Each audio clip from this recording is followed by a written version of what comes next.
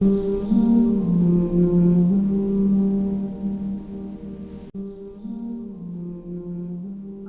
সুন্নাত ওয়াল জামায়াতের আদর্শভিত্তিক রাজনৈতিক সংগঠন বাংলাদেশ ইসলামী ফ্রন্ট চাঁদপুর জেলা শাখার উদ্যোগে ঐতিহাসিক বদর দিবস উপলক্ষে elite Chinese restaurant and party সেন্টারে আলোচনা সভা ও ইফতার মাহফিলের আয়োজন করা হয়েছে।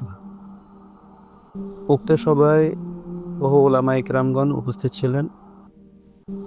আলোচনা ও ইফতার মাহফিলে কোরআন তালাওয়াত, হাম, নাত এবং বদর দিবসের তাৎপর্য তুলে ধরা হয়েছে।